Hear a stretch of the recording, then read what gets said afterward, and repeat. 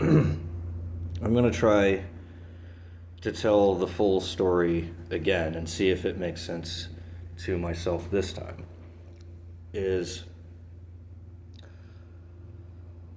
before everything, before God, before creation, before existence, before reality, there was just nothing.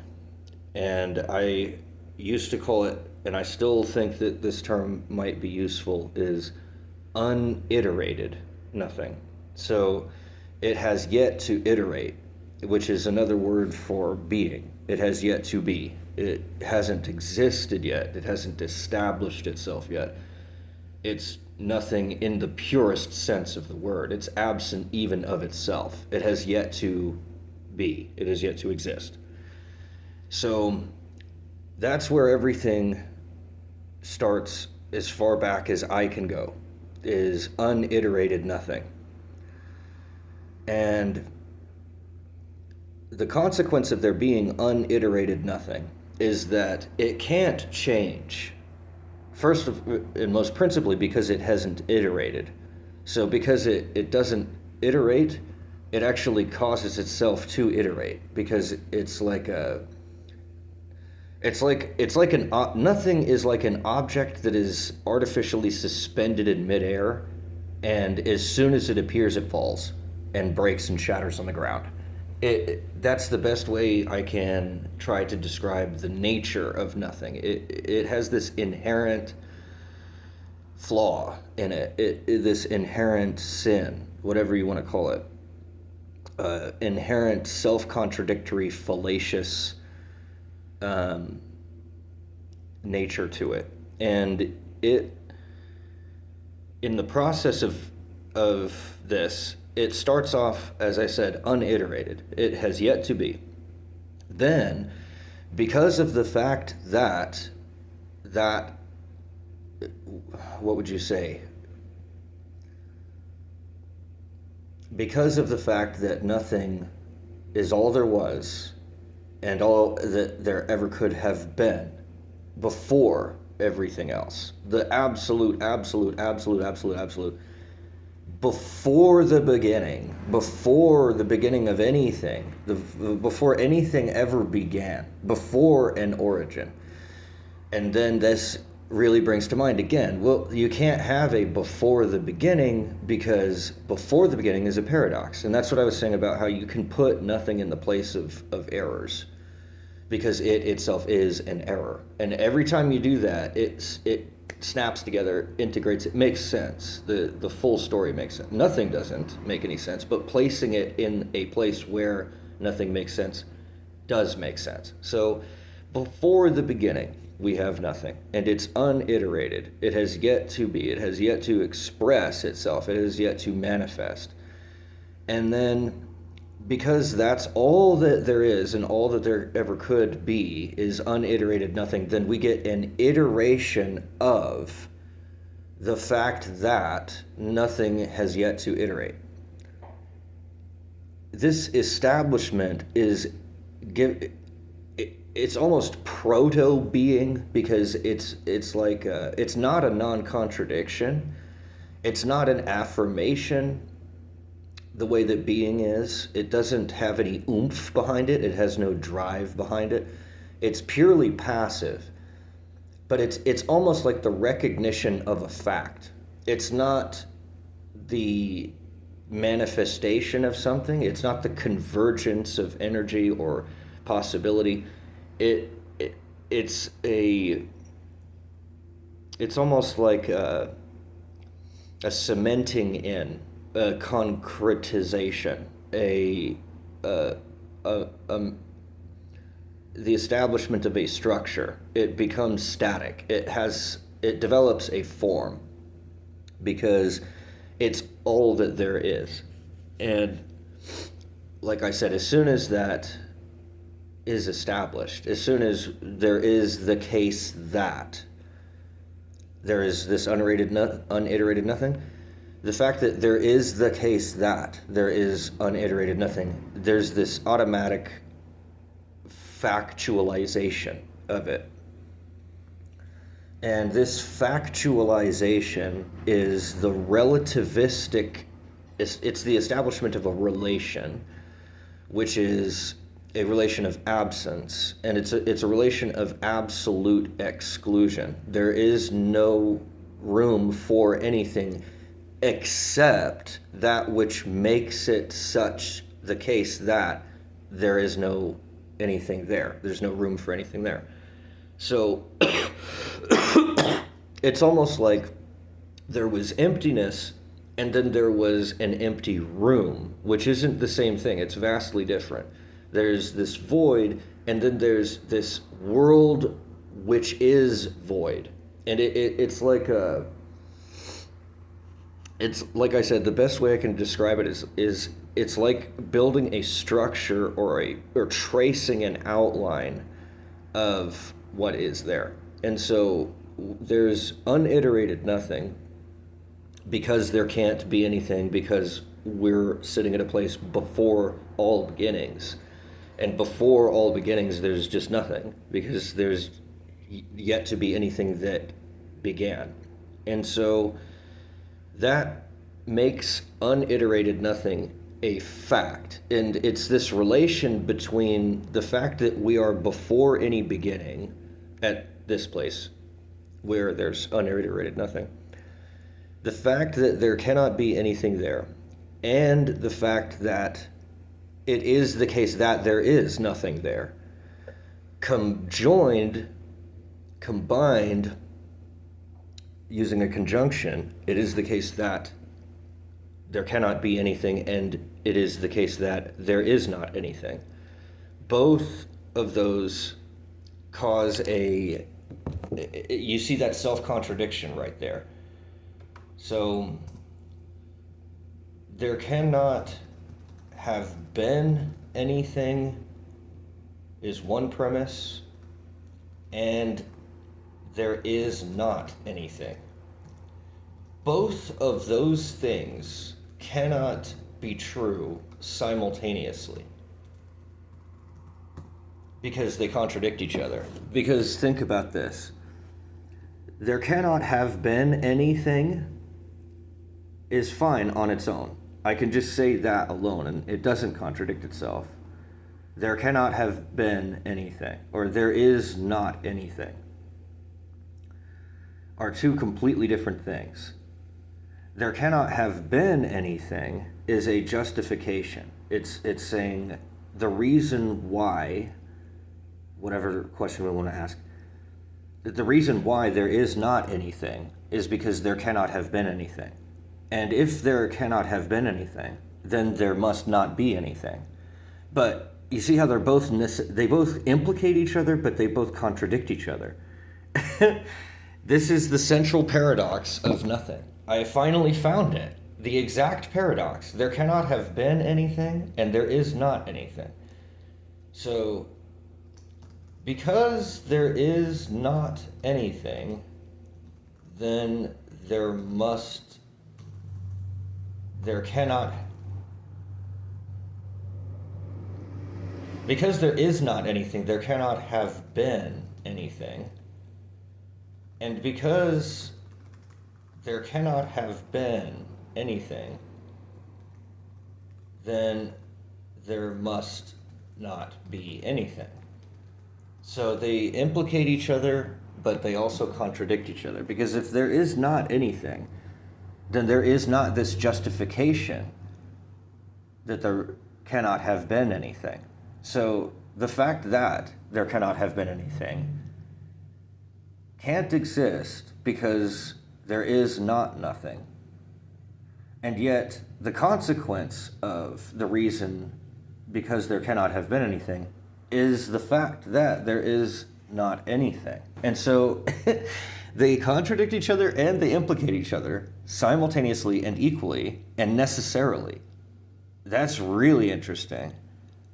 And this is that causal dynamism thing. It's like if you try to take a linear view and say which one of those came first, the reason or the effect, the cause or the effect. If you say the cause came first, there cannot have been anything, that's the cause, then the effect of that is that there is not anything. But the problem with that effect is that it invalidates its own cause. Because if there is not anything, then there cannot have been a cause for that. So that is so interesting. So this is the exact central paradox of nothing. Okay. So, father of all lies, Satan itself. And I knew it. I told you that the devil created God. But anyway, so that's really interesting. There cannot have been anything. So then, if there cannot have been anything, then there must not be anything. But if there isn't anything, then there can't be the reason for there not being anything. And if there is no reason or cause, if there's no cause for there not to be anything, then see the different, it's like there is no cause, nothing is the cause. The cause is nothing. And those three statements seem like they're different, but they're actually, that they're the same, but they're actually different. That's so strange.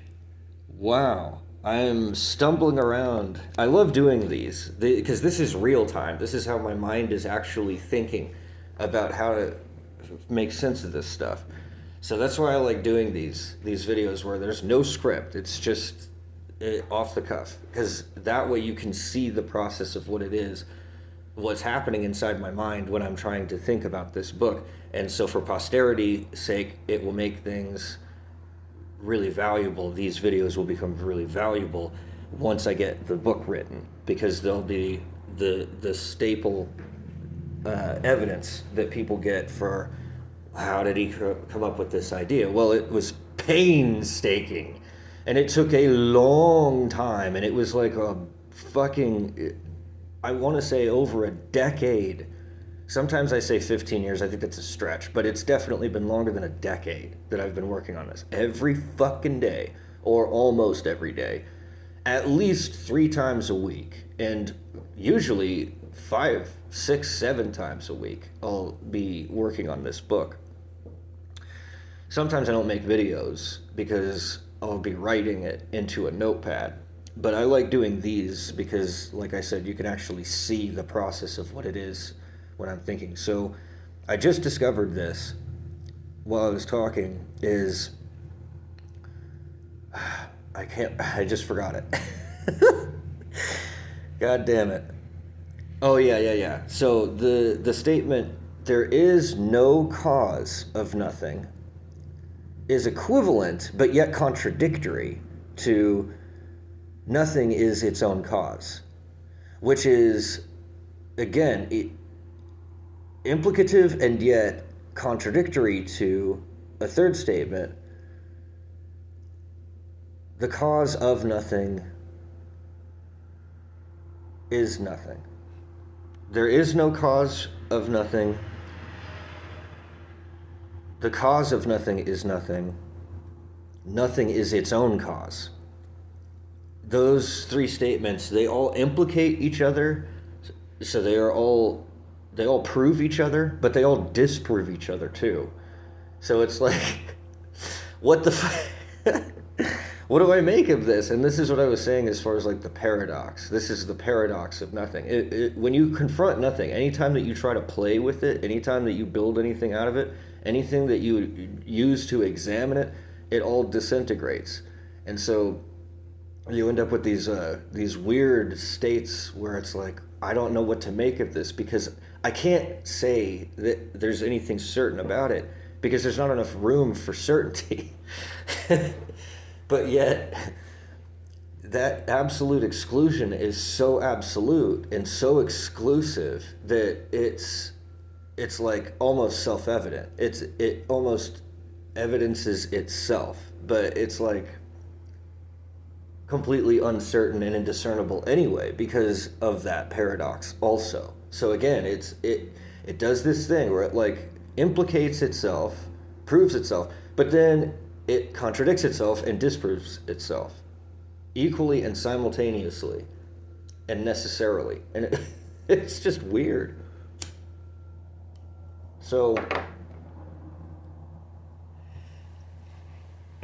when we introduce, and you could again say, well, the paradox is obviously coming from the juxtaposition or the attempt to relate nothing to cause or time.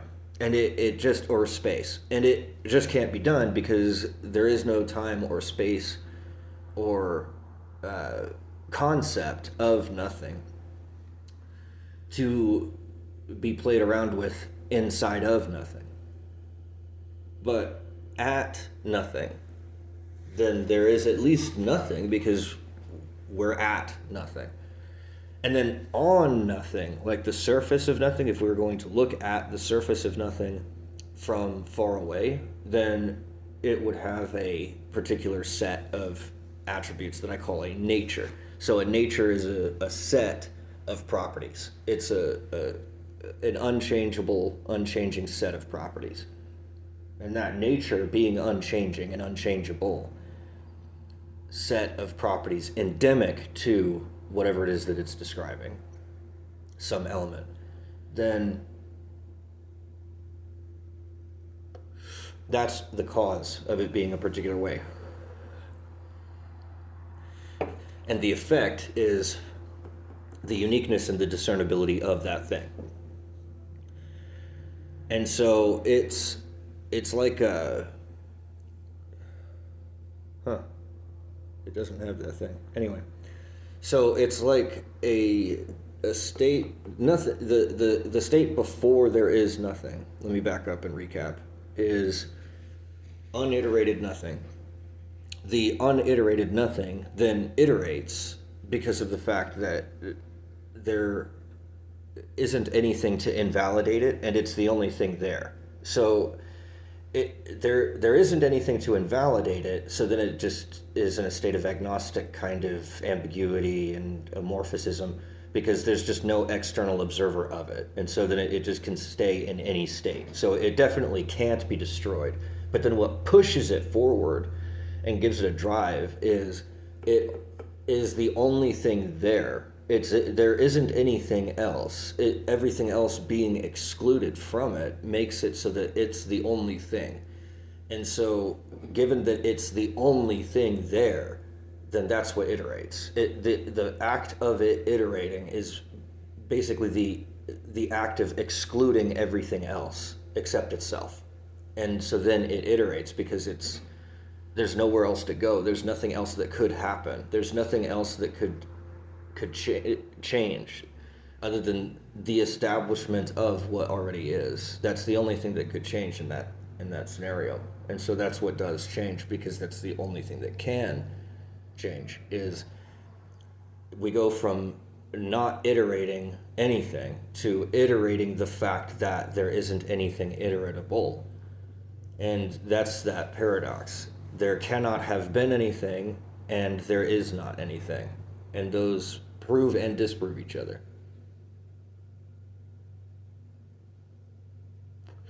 So that's step 0. Uniterated nothing.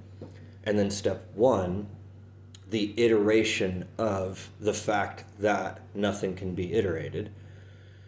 And then the consequence of both of those things is that third thing. So there is not anything comes first. We have uniterated nothing. There is not anything. It's not that there is nothing. It's that there is not anything. And so if there is not anything, then it becomes the case that there is nothing.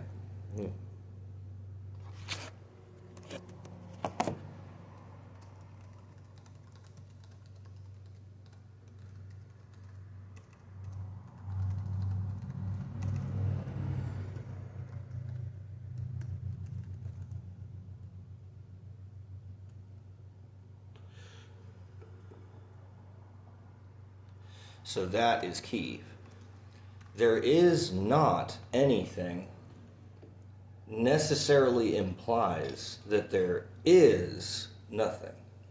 So that's how we've turned an is not into an is by using causal You could either say causality or implication.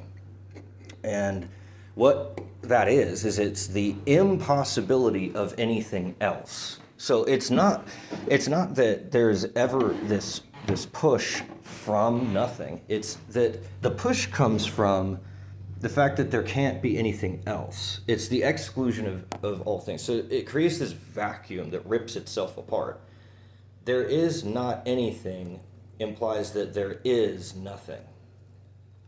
This conclusion is inescapable and inevitable because,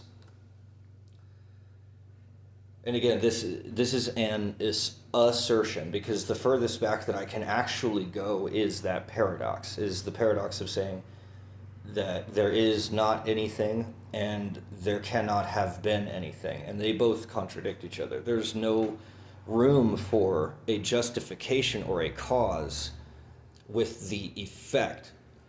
So if I say that there is an effect of nothing, there are no effects, then that invalidates the cause of there being nothing, which is the fact that there are no effects.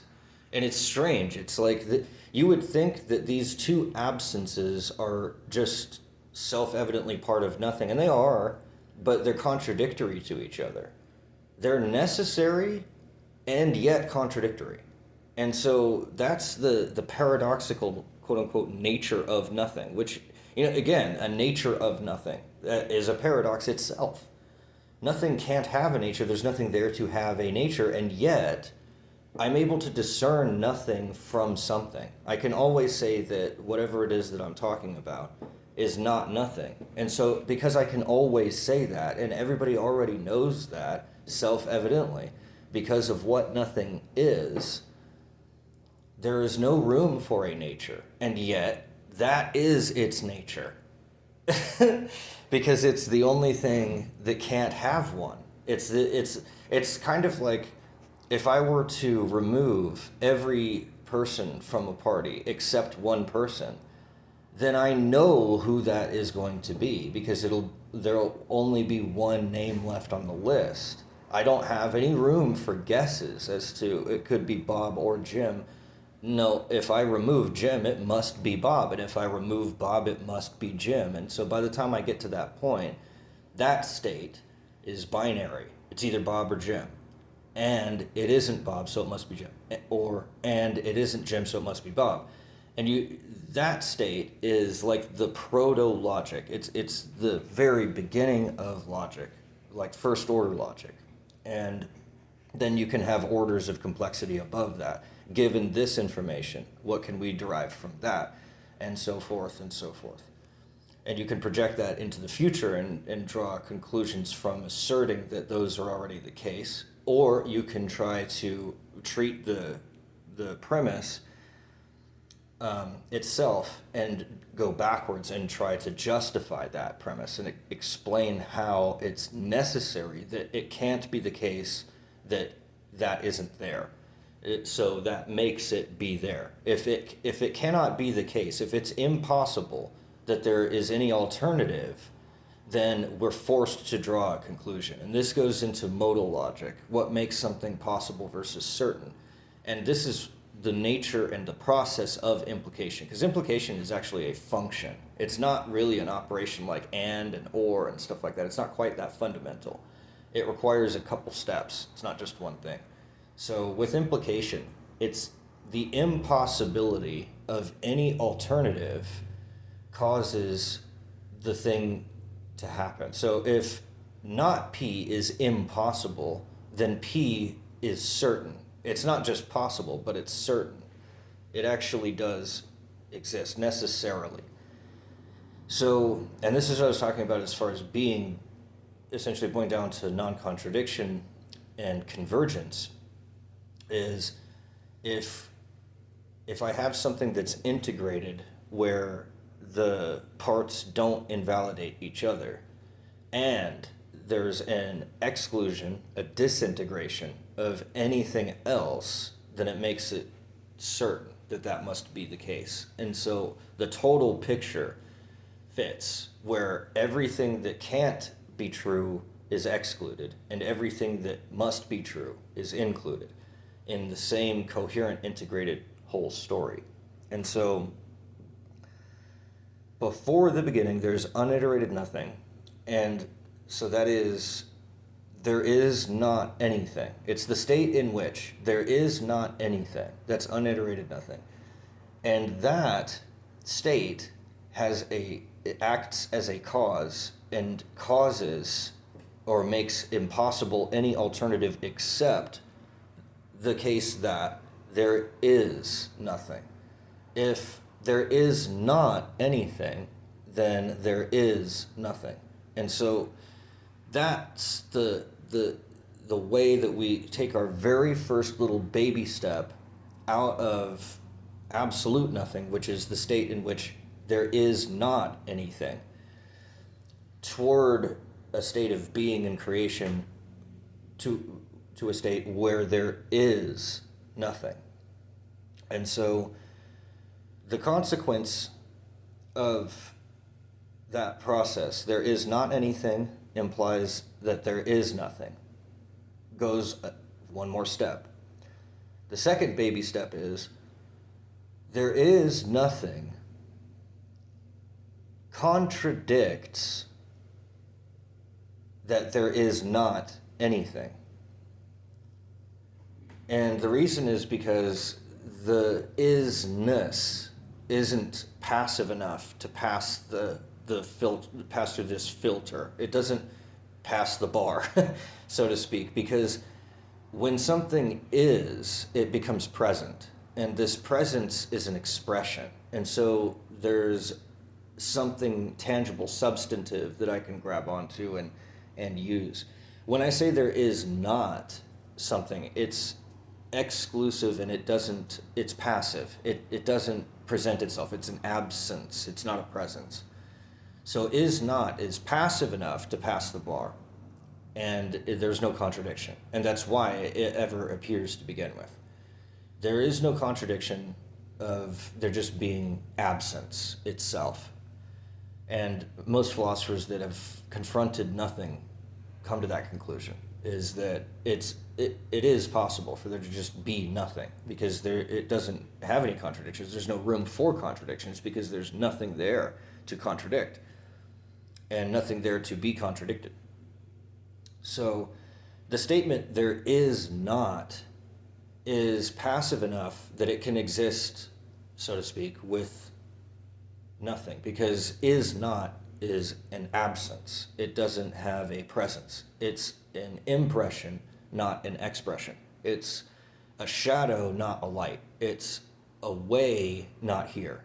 So it doesn't invalidate nothing. It can occupy the same space as nothing, because there is not anything. And Sartre agreed with this. He said nothing is not. There's really not any way of saying anything about nothing being something, because it's nothing. There's nothing there to be.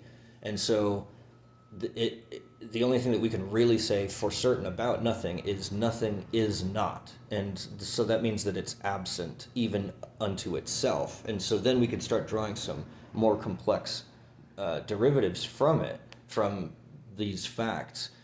But it itself is not. And so we don't make a contradiction to it because it's not there to be contradicted. And it's not there to contradict anything either. What happens is the state in which there is not anything contradicts the state in which there is nothing. So, in other words, absence contradicts the presence of absence, and yet absence implies the presence of absence and makes necessary the presence of absence. And this is what I am trying to get across, is this iteration, the act of iterating. If there is absence, then there must be the presence of absence. So the absence becomes a presence of absence. The impression becomes an expression of that impression. The act of expressing it's not necessarily existing, because specialized. Its existence is non-contradictory expression. Expression isn't quite existence because it isn't necessarily non-contradictory. There are expressions that contradict themselves and others. But if the expressions are non-contradictory, then we say they exist. If they contradict themselves or necessary others, then we say they don't exist. And the state in which there is not anything necessitates and yet contradicts the state in which there is nothing. They can't both occupy the same place at the same time. They can't both be true. So then what we're forced to do is we're forced to say there is not anything over here. So then there is nothing over there. And the over here and over there has to do with cause and effect, or premise and conclusion. Or even a modal world 1 and a modal world 2. And so if you look at just the cause itself, it's fine. If you look at just the effect on its own, it's fine. But if you try to combine them, then they are like cats and dogs, and they just don't mix. They don't fit. It's like oil and water. You can have oil and you can have water, but you can't mix oil into water. It just won't mix. You'll get bubbles of oil in the water, but it never fully disintegrates into it. It doesn't ever get absorbed into the water. They don't ever become one. They can become partitioned where it's oil on the bottom and water on the top, or it can become disintegrated where there's little bubbles of oil in the water, but there's never a case where the oil and the water become their own mixture. And it's that way with the cause of nothing and the effect of nothing. If we're talking about the effect of nothing, then there is nothing. If we're talking about the cause of nothing, there is not anything. So they can't both occupy the same place at the same time. So this just there being nothing there automatically necessitates this displacement of these two states. Because if we tried to combine or stack them into one unit where they both are true at the same place at the same time, then we end up with a paradox and a self-contradiction, which then invalidates itself, pops back out of existence, only to cause itself again, because it popped out of existence, it comes back. It's just like Russell's paradox. It's this really weird thing that happens. That kind of necessitating and implying itself and yet paradoxically contradicting itself causes a displacement between the cause of there is not anything and the effect of there is nothing, to separate. And that separation between those two things is the separation between cause and effect. And what that does is it causes time to exist. And it also causes implication to fully realize, because implication has a conclusion at the end of it. It isn't a complete process until there's a conclusion that gets established from it. So there is a necessary displacement between the causal, I guess, nature of there is not anything, and the effectual nature of there is nothing, such that one is true in one place or at one time, but both cannot be true at the same place at the same time. And so then that separation is spatial and temporal. And then, because of this necessary displacement, we have our very first hypothetical syllogism, because we now have two premises, a linkage between them, and now we're going to have a conclusion or a final effect. Because of this necessary displacement between cause and effect, there is then, what would you call that? Actualization or realization and disintegration.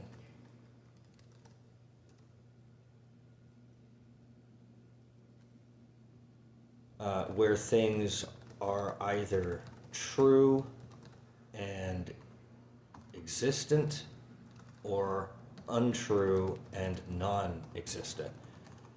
And so that is the power of the conclusion, is that the conclusion then is true or false. The conclusion allows the premises to be checked to see if they're true or false. And the nature of truth and falsehood is the result of, if it's true, the integration, and if it's untrue, the disintegration between the logical linkages of the premises. So if it is the case that there is even one alternative possibility to the conclusion, then we can't necessarily draw a conclusion. But if there is not even one alternative possibility, then we must draw the conclusion.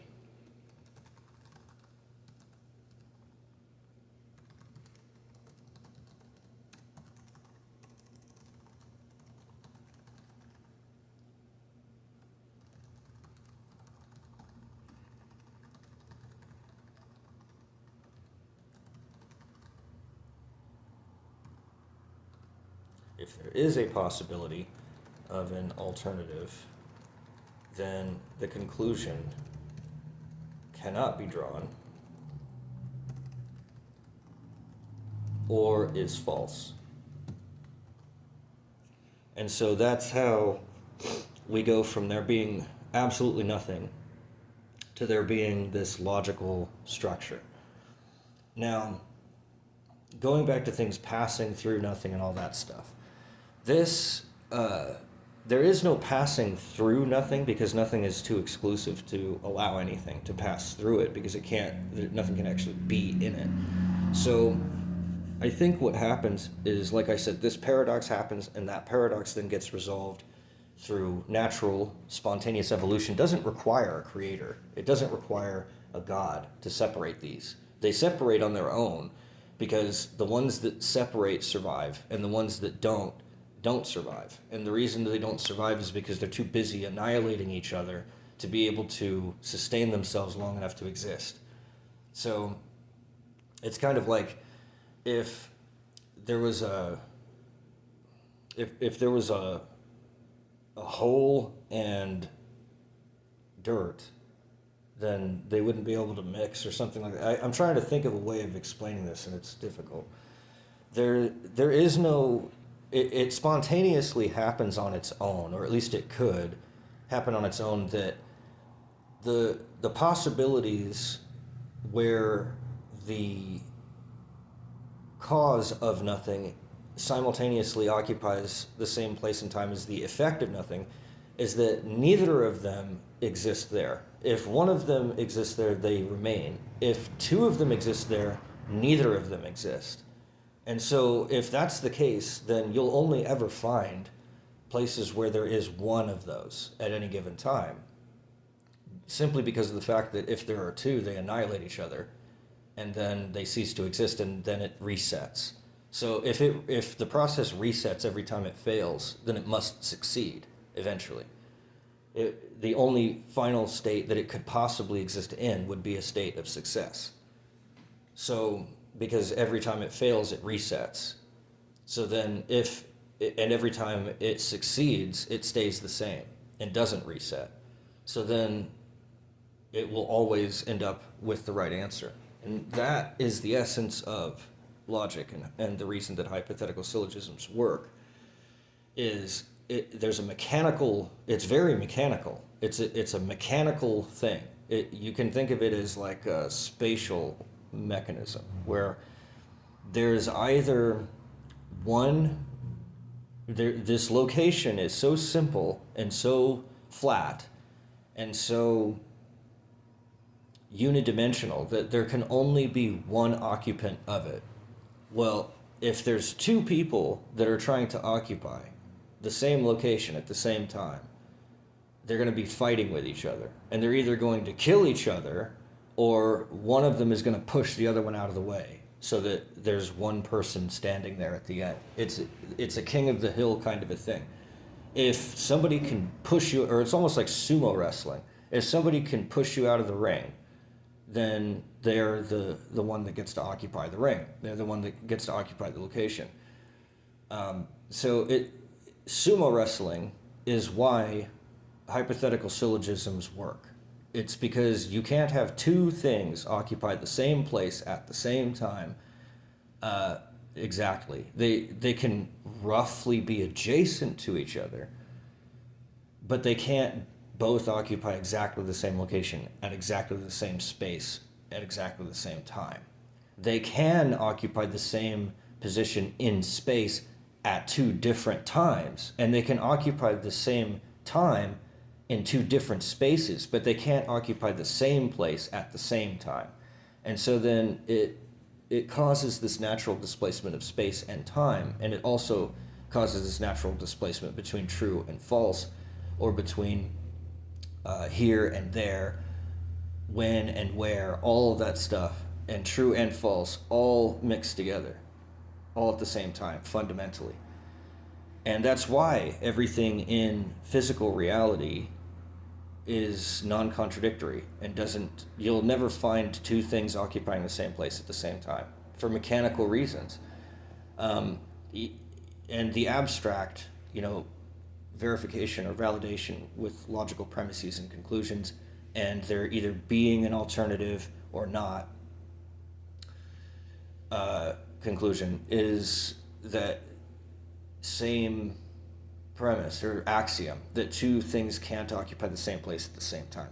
And that really doesn't even need to get brought into the equation by just asserting it. It's derived from the fact that there is not anything there in a state of nothing before the beginning. There is not anything there. Why? Because it's before the beginning. So simply by referencing a particular place or a particular time, then you can derive from that place and that time a series of natural properties, things that must be the case. And so if nothing is self-evident, which I believe it to be, because I don't think that there's room for any argument about nothing, nothing is nothing.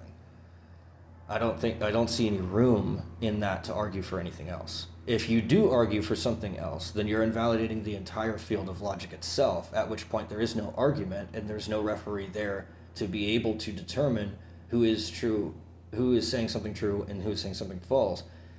There's no evaluative structure that could survive without logic. You don't have any way of transmitting whether or not something is true to someone else and having them accept it or reject it based upon the argument. It's going to be based upon their own subjective bent, their own subjective way of looking at the world, either accepting it or rejecting it at face validity, where they just look at it and they say, that makes sense to me, or not. But there's no room enough by the time you get rid of logic to be able to evaluate the truth or falsehood of any given statement, because there's no objective or universal relation that we're using to evaluate those. It would just be some subjective measure. Now, given that the subjective, arbitrary, axiomatic assertion kind of justification for things is ultimately what we have to use, because who's to say that there ever was a before the beginning? What if everything was just timeless and it didn't have a time to begin? And then that would allow for an immortal, timeless God who then could decide and arbitrate that there is a creation for his own arbitrary reasons that we'll never know or be able to ascertain, simply because there is no field of logic and there is no way of really validating or invalidating anything. That position is possible. You can, I don't know if you'd call it an argument. You can argue that point, but you can't make an argument for that point. In other words, there's no by the time that you say that everything is just arbitration and axiomatic assertion, and there's not really in existence anything beyond the subjective, and all relative logical validation and validity is meaningless because it's just another arbitration. It's kind of like saying, yes, it's true that there's apples, but it isn't true that there are only apples. It's true that you can use logic, but it isn't true that you must use logic or that there is nothing but logic. And that's true. I mean, I can say things that don't make any sense, and I can believe things that don't make any sense, and I can, believe in falsehoods, and there are falsehoods, because otherwise there wouldn't even be a need for logic to displace those falsehoods from the truth. And so then, ultimately, yes, you could say that everything is all wiggly and that there is nothing but arbitration, etc. But after you make an arbitration, then there must be this structure that follows from it. And so it's like I can argue successfully and defend logic, but only up into the point where I say there is a place and time before the beginning, and in that place and time there was nothing, and then proceed from there. But I have to arbitrate and assume that there is such a place before nothing, before everything, before existence. And if I assume that there is a place that is before existence, is that not itself a paradox, given the standards of logic? And on and on and on. And so I can make these various assumptions freely, but once I make them, I'm bound to them. If I say that there is this place in time before the beginning called nothing, then I've already baked my conclusion into the argument. So I can't say for absolute certainty that this is the way that things are. And I think what this is really describing is not everything in existence and everything in creation and God and all that stuff. I think what it's describing is the mechanism or the effect, the manifestation of God's will and of these axiomatic assertions. Consequences, because that's what the entire theory is composed of, is all the consequences of having already made these axiomatic assertions, that there is such a thing as nothing, and that there was such a time as before the beginning, and on and on and on, and that there is such a thing as logic and all that stuff. I've invented all of this stuff, but it isn't necessarily the case that they exist on their own. It's like that question about, is math real? Well, I mean, math is consistent unto itself, but it's not interactive directly, because I can't ever show you a number. Like, you have to just kind of know what a number is on your own, and then you can play with them, but I can't really describe to you what it is. And in the same way, nothing is like a number. It's like, you know what it is, but you can't describe what it is. It's like it's so simple and so basic that it's indescribable and yet inescapable. And it's the same as God. It's like, what do you mean by God? What do you mean by nothing? What do you mean by everything? What do you mean by anything? It doesn't necessitate that there's some endemic, self-evident value there that I automatically get. It's something that I have to go find on my own. And so I think that all this stuff that I've been describing is the ultimate thing that I forgot was that I was making the assertion that there is nothing to begin with. And that is all the certainty that I'm deriving from my theory. The self-evident, unquestionable nature of it just boils down to the fact that I smuggled it in to begin with. I smuggled in the axiom that there is such a thing as nothing. And then when I invented this concept that I call nothing, then I can use this concept to say that the concept exists. And then I can say that the existence of this concept proves that the concept exists. And it just it goes in this big loop and it stands on its own head. And it's like, okay, I mean, I can say that. Fine, that's fine. It stands on its own head. But yet, I can't describe where it came from. I can't describe any justification to say, and that final last step of saying, and there cannot have been any other possibility. I can say there can't be any other possibility given the fact that you agree with me already, but I can't justify making that very first axiomatic assertion that there is such a thing as nothing to begin with. So,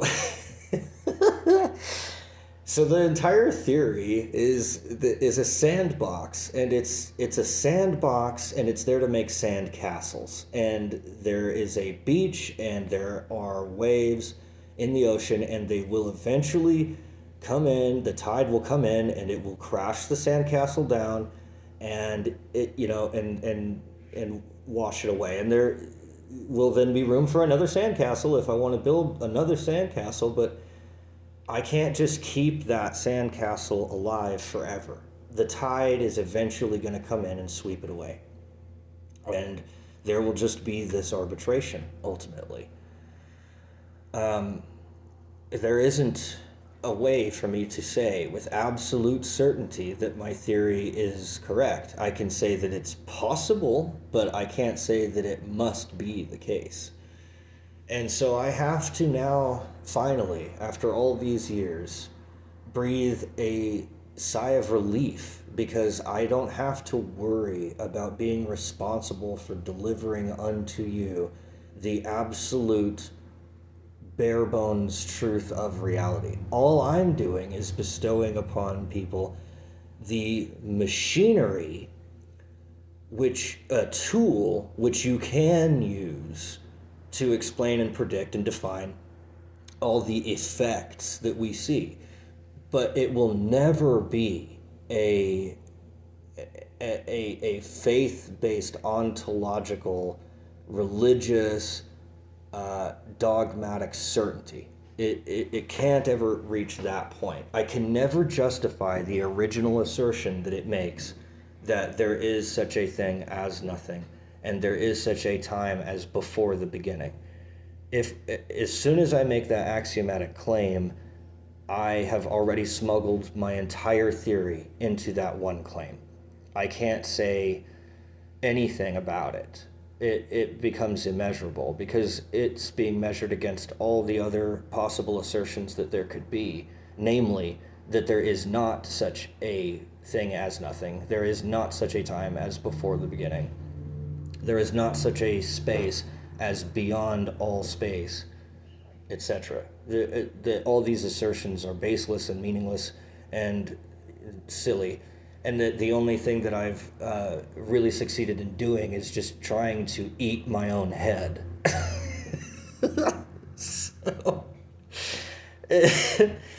So at the end of all of that, all I can really say for certain now is that there is no certainty. And the irony and paradox has now been pushed all the way to this point is there will always be an infinite number of possible alternative choices, possible alternative axioms that I choose to smuggle in to any theory that I want to create will always have that paradoxical limit. It will always have a, an unjustifiable, baseless assertion at its core, because we can't ever know. That's just the only fact is that I can never.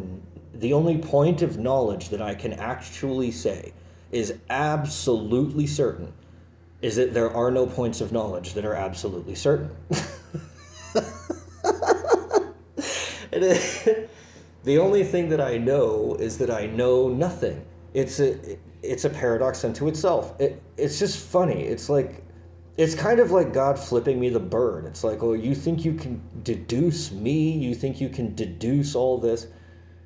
And it can't. It cannot be deduced. There is an inductive quality to existence where you have to check in every once in a while and make sure that everything fits, because things change here and we don't know why, and there's always going to be that chance that, oh, we made a mistake, we didn't quite get it right. So I find that relieving, and it turns everything into a comedy, because it's a comedy of errors. It's like, oh, you think that you're right? You're a fucking asshat. And then I think I'm right. Well, I'm a fucking asshat too. Fuck it, we'll have an asshat party, and the asshattery will be at its finest. And it's just funny. It's just I think ultimately it is. It's all a joke. It's a giant, elaborate joke. until you until you just accept the joke and you move on and you go, okay, I won't take things quite so seriously. I won't ruin the mood here by asking these stupid questions that can't ever be answered. You know, like, what is the meaning of life, and where do we come from, and where are we going? We'll never know. We'll never know where we came from. I can't remember past 4. I don't know what happened before then. I'll never know. I will never know. I can't know. And I can't even really know what's going on now, let alone where I'm going. I don't know. I can guess, but I don't know where I'm going. And I don't know where I've been. And I don't know where I'm at. But I know some things, like, I don't know any of those things. And I can keep that in my heart and hope that that stays there. And then I won't get sucked into these things anymore. And I won't get obsessively focused on these questions that can't actually be answered. And remember to take it with a little bit of a grain of salt and a little bit of humor and humility. Because this theory is based on an assertion, like every other theory that ever existed. Amen.